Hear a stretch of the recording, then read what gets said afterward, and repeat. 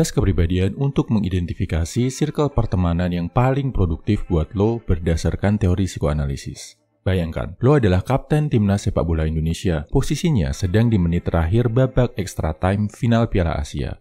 Skor imbang 2 sama, dan di menit terakhir ini lo dapat tendangan penalti. Kalau penaltinya gol, Indonesia juara. Kalau gagal, lanjut adu penalti. Dan kemungkinan besar banget kalau lanjut adu penalti, tim lo bakal kalah. Kenapa? Karena pertama, main di kandang lawan. Kedua, mental tim down banget karena sebelumnya udah unggul 2-0, tapi terkejar jadi 2 sama. Pelatih dan asisten lo nggak bisa ambil keputusan karena udah di kartu merah. Otomatis, keputusan ada di tangan lo sebagai kapten. Siapa yang akan lo pilih buat nendang penalti? Opsi pertama, si nomor 10, pemain yang biasa nendang penalti buat tim. Biasanya kalau ada penalti, spesialisnya yang nendang dia. Sayangnya kondisinya lagi down, karena di babak pertama dia nendang penalti dan gak gol. Opsi kedua, lo masukin si nomor 8, penendang penalti kedua terbaik dari bangku cadangan. Biasanya dia yang nendang kalau si nomor 10 absen, pilihan logis yang akan diambil pelatih lo.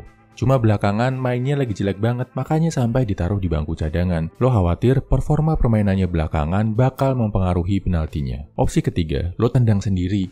Kemampuan penalti lo nggak bagus-bagus amat, tapi juga nggak jelek-jelek amat. Dan karena lo ngerasa mental pemain lagi down semua, lo ngerasa sebagai kapten inilah saatnya buat lo untuk maju dan ambil tanggung jawab.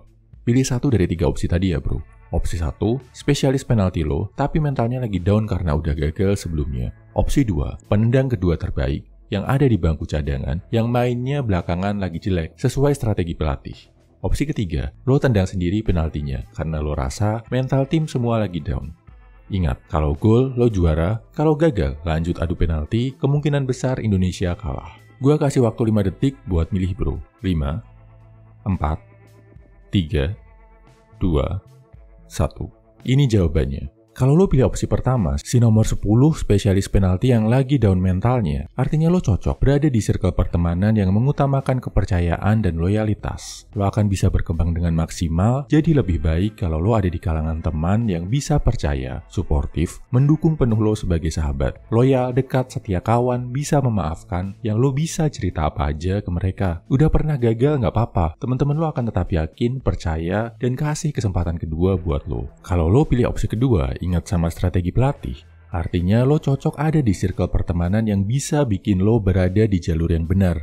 Teman-teman ini bisa mengingatkan sama mimpi, tujuan hidup lo, yang bisa ngelurusin kalau lo salah. Mungkin kadang terasa ngeselin, bahkan nyebelin, karena mereka banyak melarang, mengkritisi lo. Tapi, itu semua mereka lakukan buat ngingetin tentang strategi yang benar. Langkah hidup yang tepat, sesuai norma, nilai-nilai, dan aturan yang lo yakini. Kalau lo pilih opsi ketiga, lo tendang sendiri penaltinya, artinya, lo cocok ada di pertemanan yang bikin lo selalu berkembang, yang mungkin pertemanannya terasa kompetitif, ada faktor persaingan, bahkan mungkin sering ada debat dan adu pendapat. Tapi secara nggak sadar, pertemanan ini bikin lo selalu terpacu untuk jadi lebih baik. Secara nggak sadar, sesama teman jadi ngelakuin persaingan positif, yang bikin lo menguasai skill baru, lebih disiplin, lebih rajin. Memang nggak selalu nyaman, tapi hasilnya buat perkembangan lo optimal banget. Apa hasil yang lo dapat bro? Share di kolom komentar ya. Ingat, perjalanan lo sebagai high value man akan lebih mudah, lebih bermakna, kalau lo disertai teman-teman yang tepat.